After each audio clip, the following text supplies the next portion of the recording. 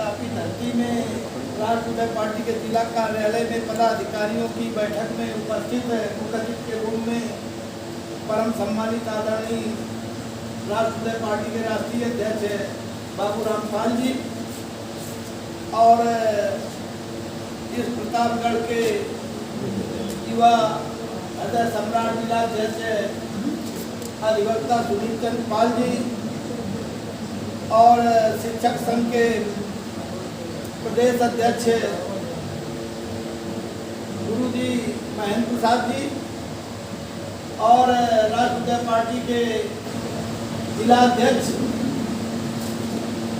शीतला प्रसाद जी और हमारे बीच में राष्ट्रीय पार्टी के निर्वर्तमान जिला अध्यक्ष छोटे भाई राजेंद्र जी, क्योंकि मैं प्रतापगढ़ में कई बार आया हूँ और प्रतापगढ़ की टीम ने हमारे मीडिया के प्रभारी जो राष्ट्रीय हैं सुनील जी ने बड़ी मेहनत से यहाँ कई कार्यक्रम कराए हैं, चुनाव भी लड़े हैं। ऐसे सभी साथियों के जिले का महासचिव राकेश जी, राजकुमार उपाध्याय जी और जितने भी साथी हैं यहाँ, मैं सबका हृदय से स्वागत अभिनंदन वंदन करता हूँ। साथियों, आप सबकी बात सुनकर मुझको बड़ा हर्ष हो रहा है कि कम से कम आप सब लोगों के बीच में राष्ट्रीय पार्टी के प्रति उतने उत्साह है जितना पहले था। नहीं तो अगर आपके अंदर कुछ गिला शिकवा होता, पार्टी के प्रति वफादारी न होती, तो मैं समझता हूँ कि शायद यहाँ आप लोग बैठक में ना आए। बैठक में आने का मतलब है कि आपका राष्ट्रीय पार्टी से प्रेम है कि ये राष्ट्रीय पार्टी हमारी है, हम लोगों ने खून पसीने से यहाँ तक लाए हैं, तो ये नीचे न जाने पाए, ये सभी का भाव है। तो मैं सभी साथियों से ये कहना चाहता हूँ कि राष्ट्रीय पार्टी निरंतर 24 घंटे कुछ न कुछ मुकाम हासिल कर रही है, क्योंकि हम अपनी बात तो क्या कहें, लेकिन मैं निरंतर 24 घंटे पार्टी के लिए जहां भी कार्यकर्ता, पदाधिकारी, जिले के अध्यक्ष या राष्ट्रीय अध्यक्ष जी, किसी का भी अगर दिशा निर्देश प्राप्त होता है कि प्रभारी जी आपको फला जिले पहुंचना है, वहाँ ये कार्यक्रम है, आपको 10 दिन 5 दिन वहाँ रुक करके प्रचार प्रसार करना है ताकि सभा सफल हो जाए, तो मैं पूरे प्रदेश के अंदर निरंतर दौड़ता रहता हूँ। तो जहाँ तक प्रतापगढ़ की बात है, मैं यहाँ गांव-गांव का दौड़ा नहीं किया है, लेकिन अगर मुझे मौका मिलेगा तो मैं गांव की गलियों में जा करके लोगों से बात करूंगा। और मेरा ये तजुर्बा है, मेरा ये अनुभव है कि अगर आदमी पूरब दिशा में जा रहा है, अगर वो मुझसे भेंट करेगा, मैं उससे भेंट करके अगर बात करूंगा घंटे आधे घंटे, अगर वो मेरी बात को सुनेगा, तो मैं दावे से कहता हूं कि पूरब को न जाकर के उसके पश्चिम की दिशा को चलाने का काम ये मेरा है, क्योंकि मैं पूरे प्रदेश के अंदर दौड़ा हूं। तमाम जिला अध्यक्षों ने मुझसे कहा कि यहाँ कोई बात नहीं सुन रहा है, मैं क्या करूं। मैं सब जगह जाता हूं, लेकिन हमारी कोई बातें नहीं सुन रहा है। तो मैं स्वयं जाकर के जिला अध्यक्ष को गाड़ी में बैठा करके और स्वयं गांव-गांव दौड़ा किया, 50 गांव का एक जिले में दौड़ा किया है।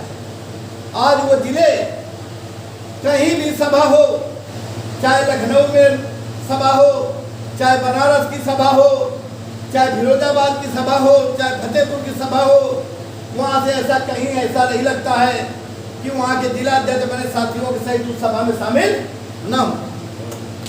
इसलिए मैं आप लोगों से वादा करके जा रहा हूँ और जिला अध्यक्ष से भी कई निवेदन कर रहा हूँ, आग्रह कर रहा हूँ कि जब आप चाहें, जब आपको समय हो, प्रधान है आप, लेकिन अगर एक आध दिन का समय, एक आध दिन का महासचिव जी अगर प्रदेश अध्यक्ष मौजूद है तो प्रदेश अध्यक्ष जी, गुरु जी, राजेंद्र जी, जितने भी साथी हैं यहाँ के, अगर ये लोग मेरे साथ चलने के लिए तैयार होंगे तो मैं यहाँ आ जाऊंगा।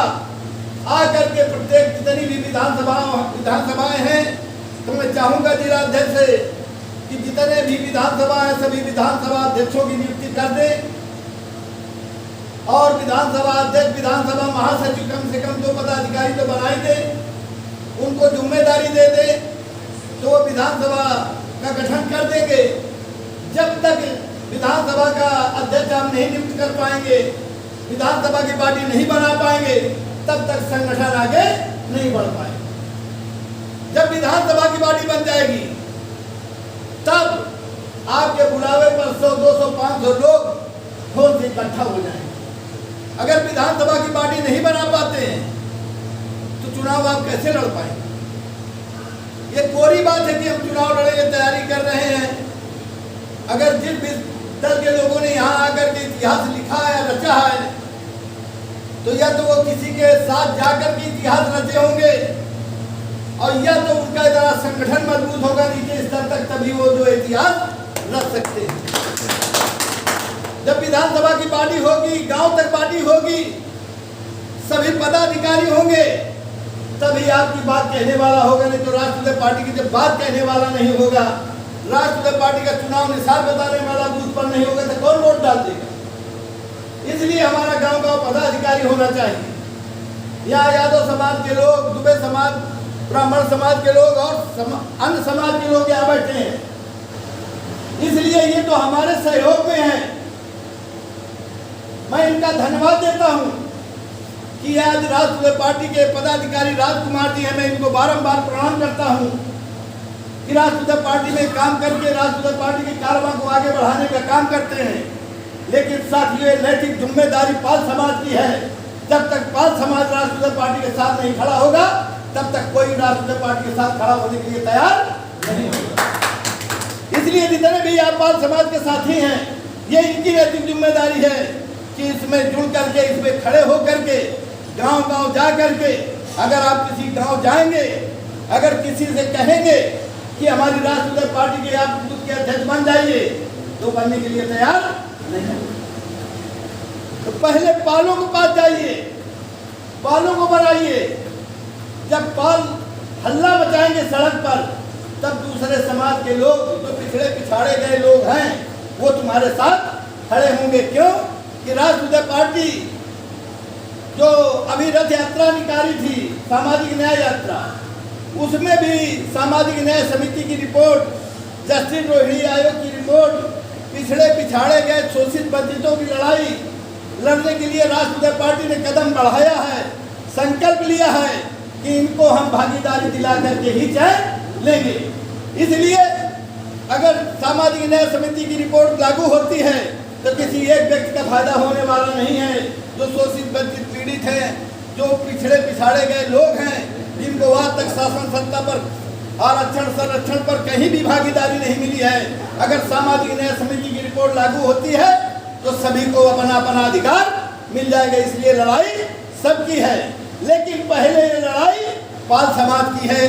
क्योंकि आप लोग अपनी आंखों से विचार कर लें, देख लें, चारों तरफ सोशल मीडिया के माध्यम से देख लें, आज तक जो भी पार्टियां बनी हैं, उनके जो राष्ट्रीय अध्यक्ष हैं, सबसे पहले अगर उसको ढोने का काम किया तो उस समाज के लोगों ने किया है। अगर बहुजन समाज पार्टी बनी है तो किसी धोबी ने आगे नहीं चला, किसी पासी नहीं चला। अगर चला है तो कौन चला है? जो जाटो समाज के लोग हैं। यहाँ क्या दिखते हैं उनको? वो लोग पहले खड़े हुए, इसके बाद सारे लोग खड़े हुए। अगर आज समाजवादी पार्टी है तो यादव के बलबूते पर अगर यादव उससे किनारा कर ले तो किसी काम की वो समाजवादी पार्टी नहीं रह जाएगी। आज भारतीय जनता पार्टी कांग्रेस है तो इनको माना जाता है कि चाहे ठाकुर यहाँ मुख्यमंत्री बन जाए, चाहे यादव बन जाए, चाहे पाल बन जाए इन पार्टियों में, लेकिन पार्टी ब्राह्मणों की कही जाएगी। क्योंकि जो विचारधारा है उनकी, उस विचारधारा से उस पार्टी का नाम चलता है।